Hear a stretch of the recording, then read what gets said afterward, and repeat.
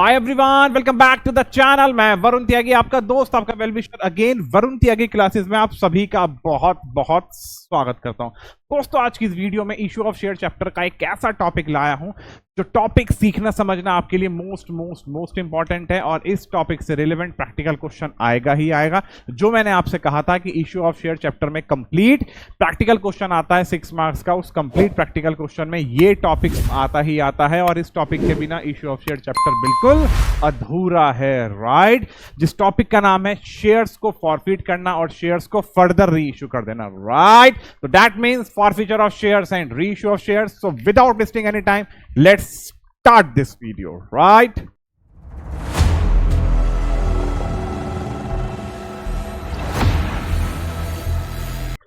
ध्यान से मेरी बातें देखना। हेडिंग डालते हैं,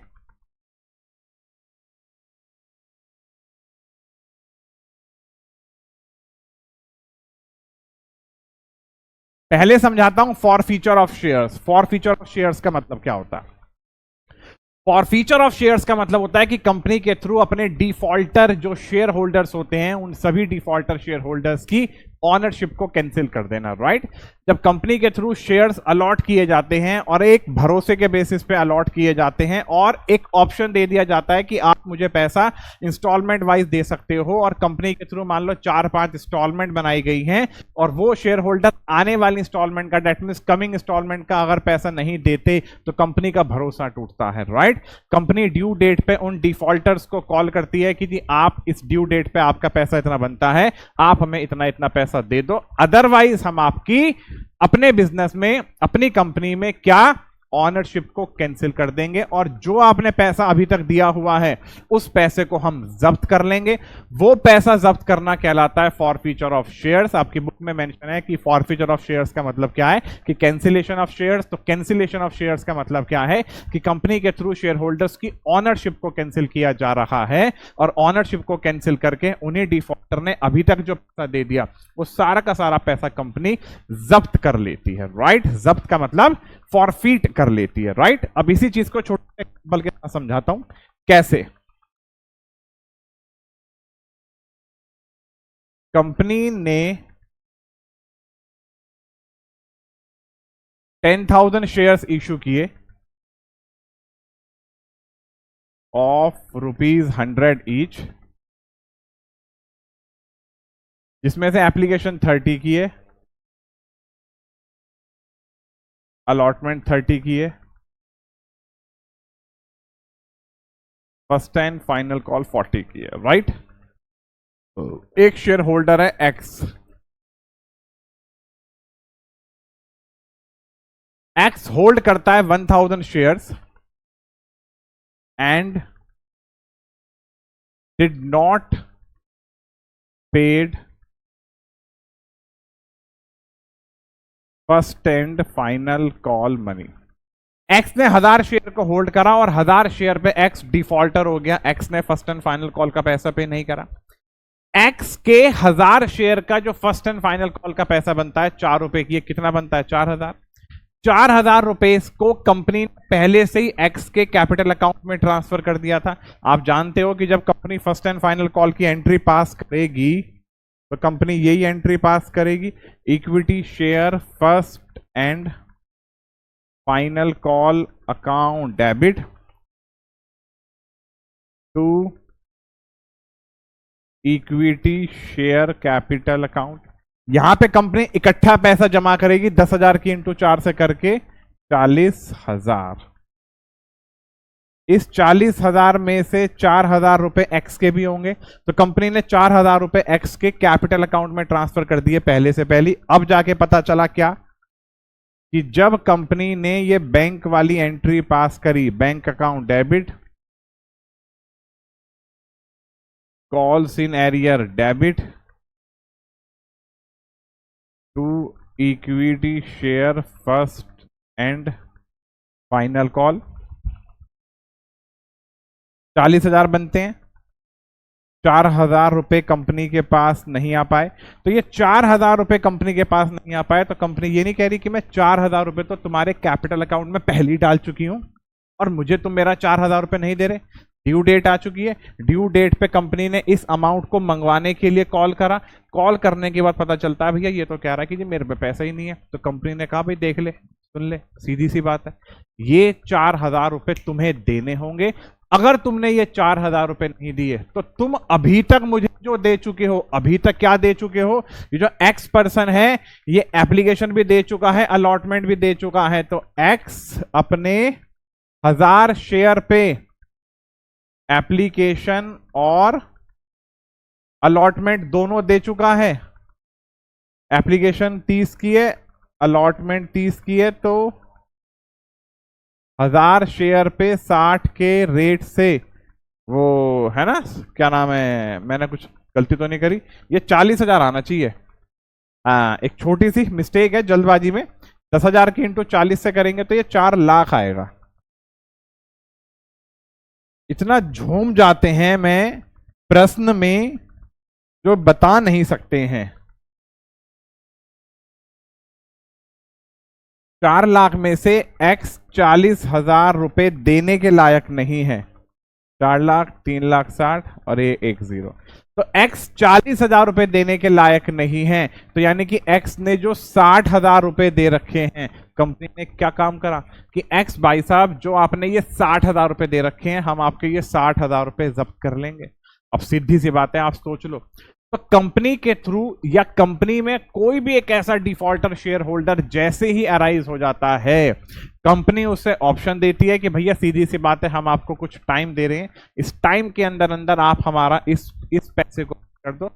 अगर आपने ये पैसा पे नहीं करा तो आप जितना पैसा पे कर चुके हो हम उतना पैसा क्या करेंगे, जब्त कर लेंगे। अब सबसे बड़ी बात आती है authorise share capital, issued share capital और सब्सक्राइब शेयर कैपिटल को आप समझ चुके हो। अब समझेंगे पेड अप शेयर कैपिटल और कॉल्ड अप शेयर कैपिटल। ये पेड अप शेयर कैपिटल और कॉल्ड अप शेयर कैपिटल क्या है, राइट। फॉरफीचर ऑफ शेयर्स की अकाउंटिंग ट्रीटमेंट भी समझाऊंगा, देखते चले जाओ। अभी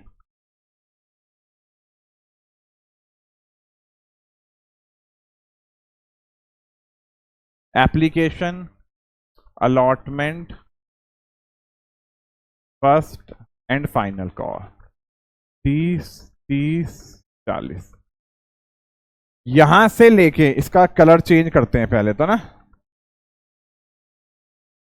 यहां से लेके, अरे कलर चेंज ना हुआ भैया, अरे कैसी बात है, अब इसे रब करेंगे, बताओ यार, हम तो परेशान हो गए, परेशान, हम तो परेशान हो गए, परेशान। यहां से लेकर यहां तक का जो पैसा बनता है वो 100 रुपीज बनता है। यहां से लेकर यहां तक कंपनी ने 30 रुपए एडवांस में ले लिए। यहां इस एप्लीकेशन की यहां पे ड्यू डेट पे आ गए थे, इस ड्यू डेट पे आके कंपनी ने क्या काम करा, शेयर होल्डर्स के शेयर कैपिटल में पैसा डलवा दिया। उसके बाद जब अलॉटमेंट तक का पैसा आना था तो यहां से लेके यहां तक अलॉटमेंट का पैसा बनता है 60 रुपए। 60 रुपए के रेट से भी कंपनी के पास पैसा आ चुका है, 60 रुपए के रेट से भी कंपनी के पास पैसा आ चुका है।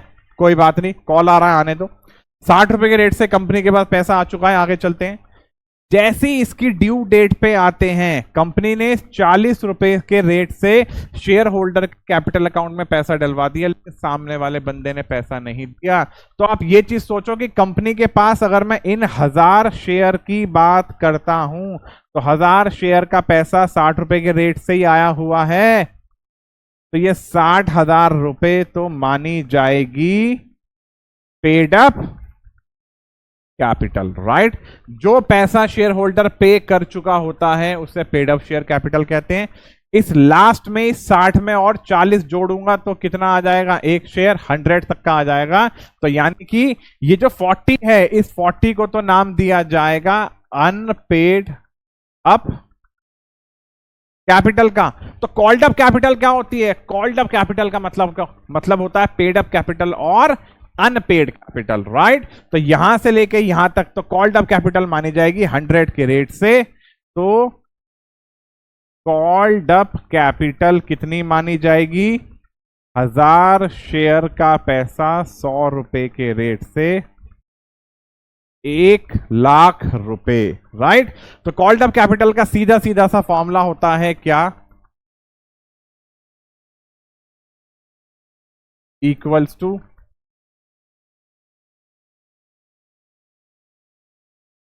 Paid up capital plus unpaid capital. यहां तक की बात समझ में आ गई। अब कहने का मेरे मतलब सीधा सा ये है, मैंने आपको फॉरफीचर ऑफ शेयर का केस समझाया कि जहां कंपनी के पास एक डिफॉल्टर अराइज हो जाता है और वो ड्यू डेट पे पैसा पे नहीं कर पाता तो कंपनी उसकी ऑनरशिप को कैंसिल कर देती है। अब जब कंपनी ने ऑनरशिप को कैंसिल किया तो भाई कैंसिल सिर्फ मुंह जबानी थोड़ी होती है भाई। कैंसिल कैसे होती है भाई? इसका अकाउंटिंग ट्रीटमेंट करके भाई। तो अकाउंटिंग ट्रीटमेंट कैसे करते हैं भाई? इस चीज को इस डिजिटल बोर्ड पे देखना भाई, ध्यान से देखना अकाउंटिंग ट्रीटमेंट कैसे किया जाता है।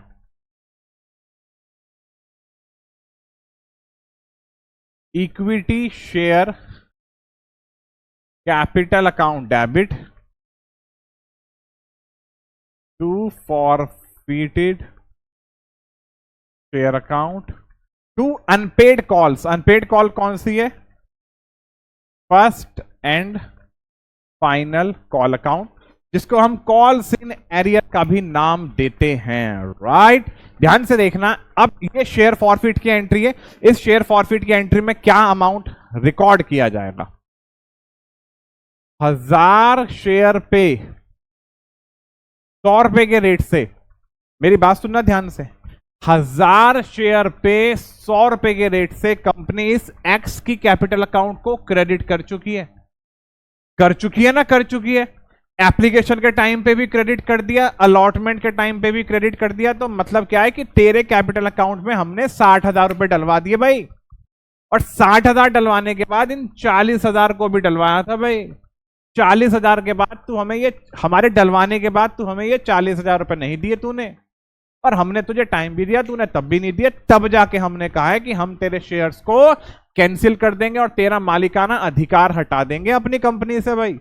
तो जब मालिकाना अधिकार हटा दिया तो उसका अकाउंटिंग ट्रीटमेंट भी तो कर लो। कैसे कैसे करेंगे? तो ध्यान से देखना, इससे पहले वाली एंट्री में कैपिटल क्रेडिट हुई। कैपिटल क्रेडिट का मतलब कैपिटल बढ़ती है तो क्रेडिट।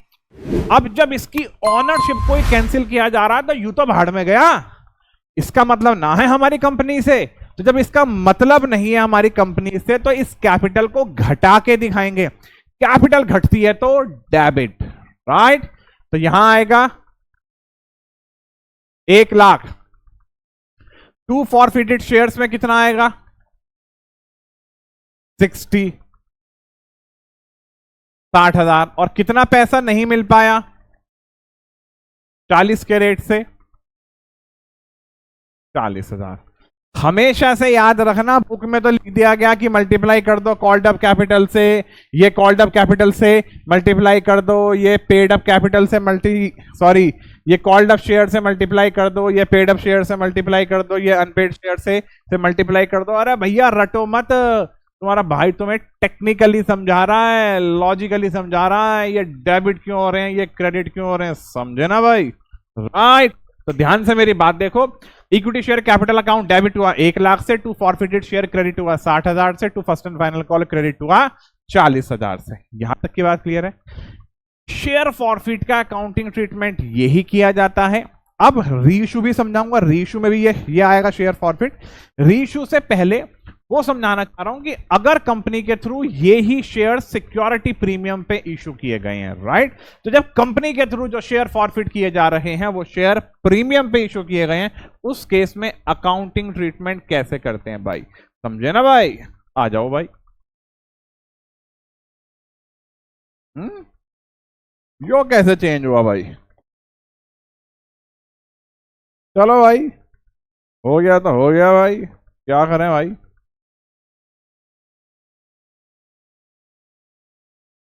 एग्जाम्पल देखना,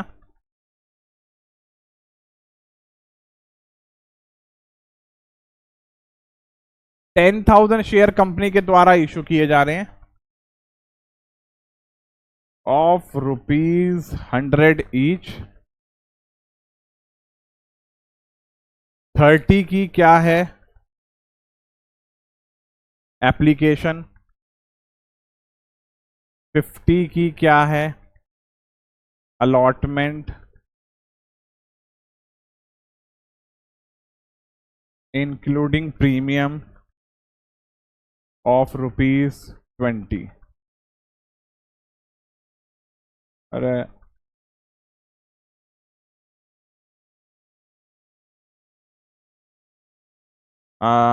और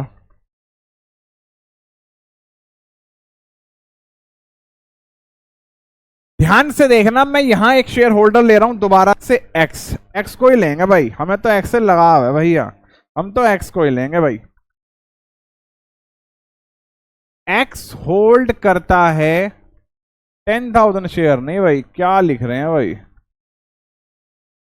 एक्स होल्ड करता है 1000 शेयर को एंड डिड नॉट पेड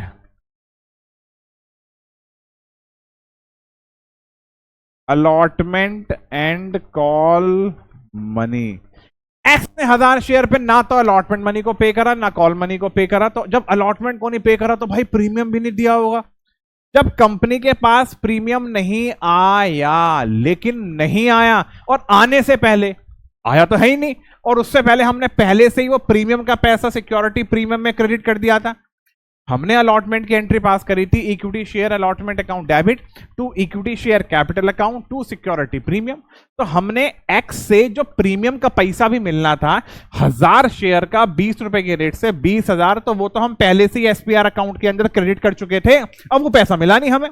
अब जब पैसा नहीं मिला तो उसे निकाल के भी दिखाना पड़ेगा, तो उसे डेबिट करके दिखाना पड़ेगा। पहले तो क्रेडिट करा, तो क्रेडिट करे करे छोड़ देंगे तो इसका मतलब क्या है कि हमारे प्रीमियम में इतना पैसा है, और जो कि है नहीं, तो क्रेडिट करने के बाद उसे डेबिट भी किया जाएगा। तो हमेशा याद रखना, जिस इंस्टॉलमेंट का पैसा कोई शेयर होल्डर पे नहीं कर पाता और उस इंस्टॉलमेंट में प्रीमियम भी शामिल है, तो सिक्योरिटी प्रीमियम को शेयर फॉर की एंट्री में डेबिट किया जाता है, राइट। इसकी एंट्री क्या पास करेंगे, equity share capital account debit security premium reserve account debit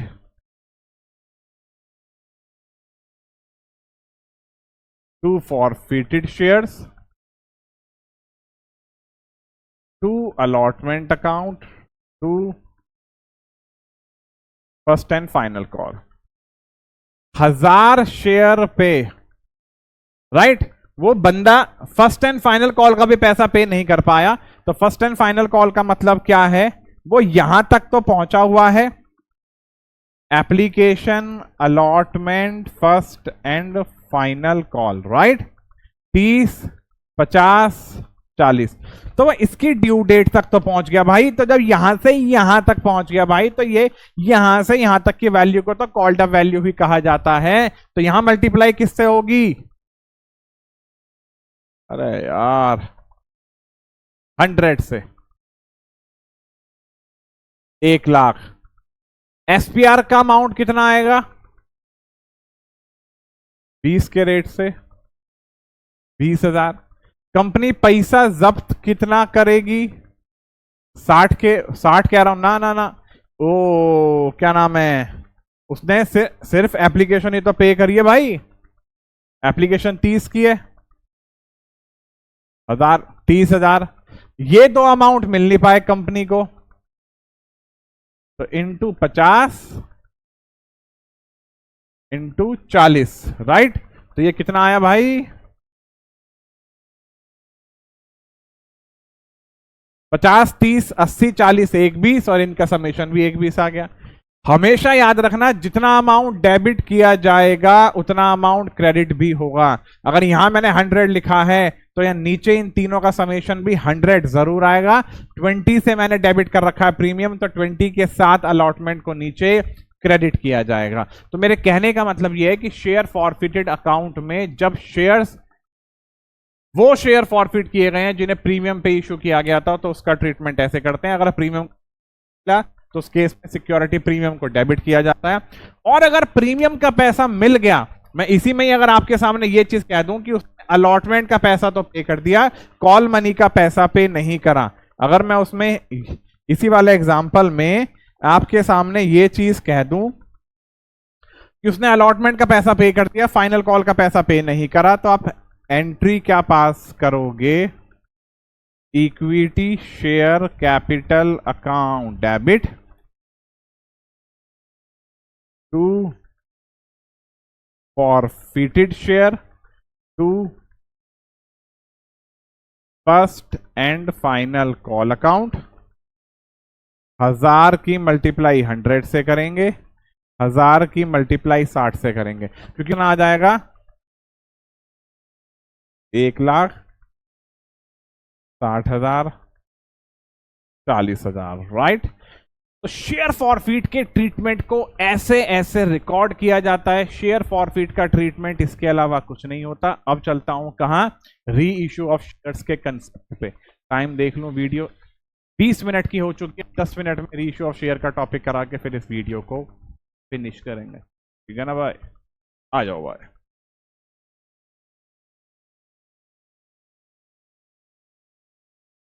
अब अगला कंसेप्ट आता है री इश्यू ऑफ शेयर्स।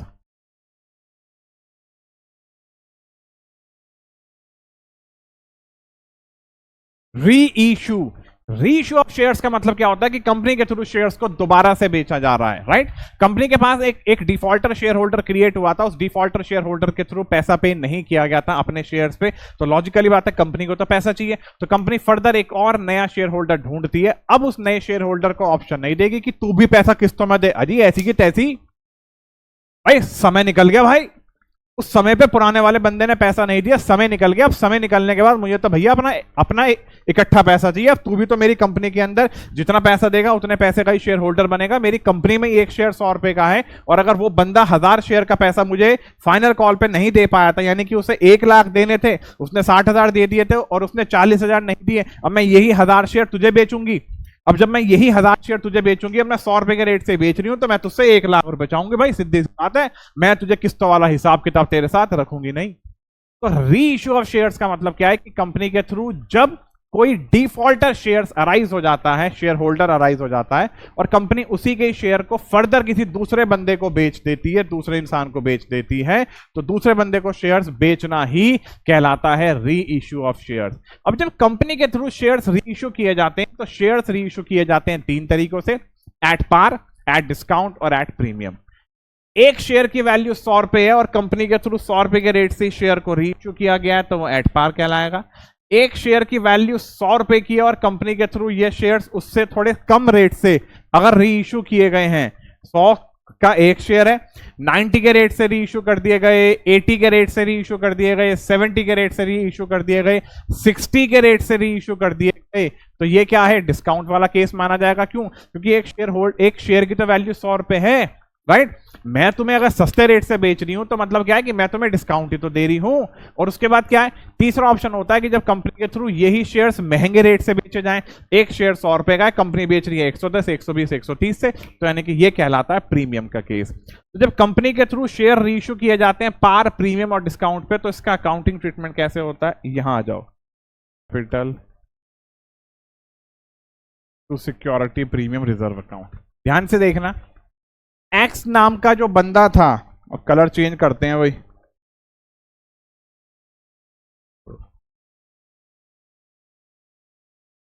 अरे भैया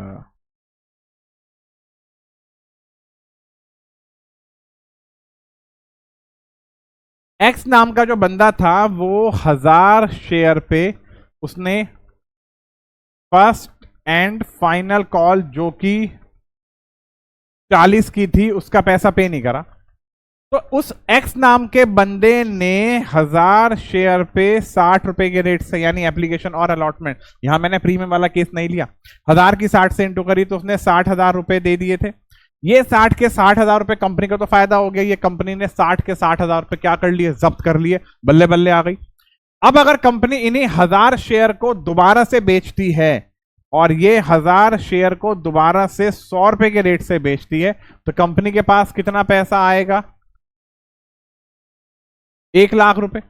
कंपनी के पास 1 लाख रुपए आएगा, तो यानी कि कंपनी के बैंक में 1 लाख आ गया और कंपनी ने उस शेयर होल्डर के कैपिटल अकाउंट में 1 लाख रुपए ट्रांसफर कर दिए। अब ये जो 60,000 रुपए जो कंपनी ने फॉरफिट कर रखे, कंपनी इन 60,000 रुपए को सीधा सीधा ट्रांसफर कर देगी अपने कैपिटल रिजर्व अकाउंट में। कहां? कैपिटल रिजर्व अकाउंट में, राइट। उसकी भी एंट्री समझाऊंगा अभी, आगे आ जाओ।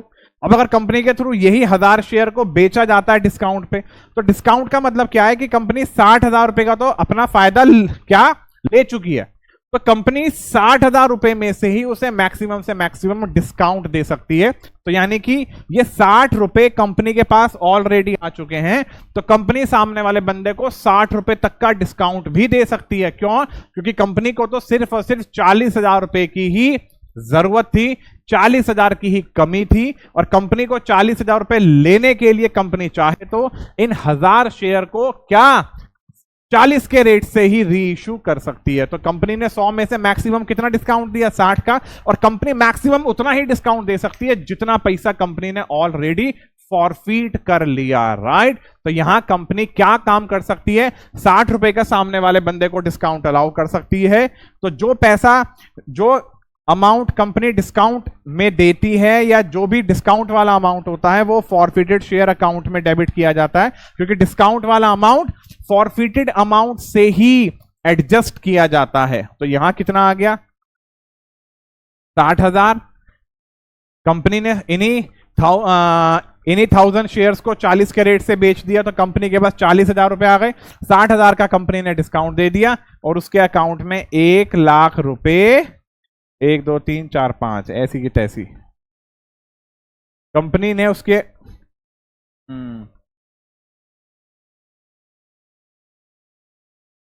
कंपनी ने उसके अकाउंट में 1,00,000 रुपए डलवा दिए। तो जरूरी नहीं है कि कंपनी उसे 60 रुपए तक का डिस्काउंट देगी। मेरे कहने का मतलब है कि मैक्सिमम लिमिट 60 रुपीज की ही होगी। अब वो कंपनी के ऊपर डिपेंड करता है। कंपनी 10 रुपए का भी डिस्काउंट दे सकती है। अगर कंपनी 10 का डिस्काउंट देगी तो यहां आ जाएगा 10,000, यहां आ जाएगा 90,000, यहां आएगा 1,00,000। अगर कंपनी 20 रुपए तक का डिस्काउंट देगी तो यहां आएगा 20,000, यहां आएगा 80,000, यहां आएगा 1,00,000। अगर कंपनी 30 रुपए के रेट से डिस्काउंट देगी तो यहां आएगा 30,000, यहां आएगा 70,000, यहां आएगा 1,00,000, राइट। अब यही कंपनी शेयर्स को रीइश्यू कर सकती है प्रीमियम पे। तो जब कंपनी के थ्रू शेयर्स को प्रीमियम पे रीइश्यू किया जाता है, तो प्रीमियम का तो मतलब सीधा सीधा सही है, कंपनी महंगा बेच रही है। मतलब मान लो कंपनी ने 100 रुपए के शेयर को 110 के रेट से बेच दिया, तो कंपनी के पास कितना पैसा आया? 1000 शेयर का पैसा 110 के रेट से 1,10,000 रुपए आए।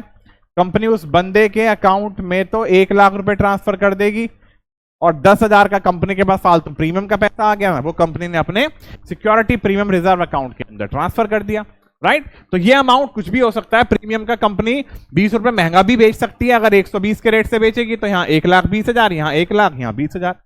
अब जब भी कंपनी शेयर्स रीइश्यू करती है, तो हमेशा से याद रखना, रीइश्यू के इस अकाउंटिंग ट्रीटमेंट करने के बाद आपको एक एंट्री पास करनी है। कौन सी? कैपिटल रिजर्व की जर्नल एंट्री। उसे भी यहीं पे समझाता हूं, ध्यान से देखना वो एंट्री क्या होती है।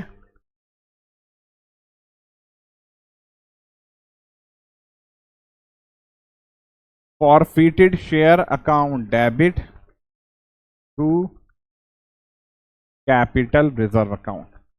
यहां अमाउंट क्या आएगा, यानी कि कंपनी कितना पैसा अपने कैपिटल रिजर्व में ट्रांसफर करेगी। मैं इसका शॉर्टकट तरीका जानता हूं इसे कैलकुलेट करने का। ये वीडियो में मैं जानबूझ के आपको एक इसका फॉर्मूला बताऊंगा, क्योंकि ये वीडियो फर्स्ट वीडियो है फॉरफीचर और रीइश्यू ऑफ शेयर्स की, तो मैं नहीं चाहता कि मैं इसके शॉर्टकट तरीके पे जाऊं। आगे चल के जो मैं इसके प्रैक्टिकल क्वेश्चन कराऊंगा, डैम श्योर मैं आपको डंके की चोट पे इसका शॉर्टकट तरीका बताऊंगा। लेकिन यहां पे मैं आपको एक इसका फॉर्मूला बता रहा हूं। ये फॉर्मूला हर जगह अप्लाई होगा। अगर वो शॉर्टकट तरीका आपको दिमाग में नहीं बैठा, क्योंकि वो हमेशा ही अप्लाई हो शॉर्टकट तरीका, ये ऐसा नहीं है। लेकिन ये जो फॉर्मूला मैं आपको बताने जा रहा हूं, ये फॉर्मूला डंके की चोट पे हर अप्लाई होगा। और इस फॉर्मूले के थ्रू आंसर फाइंड आउट कर देना, यूं आएगा, यूं। ठीक? कैसे लिखोगे क्या?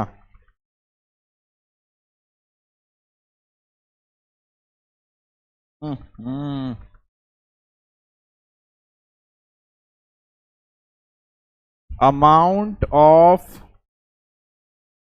Forfeited shares upon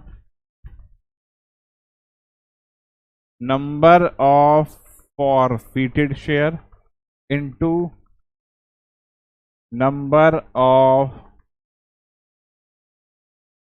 reissue shares minus discount at the time of री इशू। फॉरफिटेड शेयर का अमाउंट ध्यान से देखना कितना था कितना था कितना था। इससे अगर पुरानी वीडियो में जाऊं तुम्हारे सामने, फॉरफिटेड शेयर का अमाउंट ले लेते हैं, कितना था ये वाला, 60,000 था। 60,000 रुपए फॉरफिटेड शेयर का अमाउंट था। आगे आ जाओ, ये 60,000 फॉरफिटेड शेयर का अमाउंट कितने शेयर पे था? 1000 फॉरफिटेड शेयर्स पे। री इशू भी कितने किए थे? 1000 शेयर्स री इशू किए थे। डिस्काउंट कितने का आ रहा है? 60,000 का आ रहा है। 1000 से 1000 कैंसिल, 60 से 60 गया, तो यानी कि 0। मैंने अभी अभी तो आपको समझाया कि मैक्सिमम वो 60,000 तक का डिस्काउंट दे सकता है, और उसने 60,000 का डिस्काउंट दे दिया तो पैसा बचा ही कितना? कुछ भी नहीं। तो कैपिटल रिजर्व में पैसा आएगा थोड़ी। तो उस केस में कैपिटल रिजर्व में पैसा कितना आया? निल।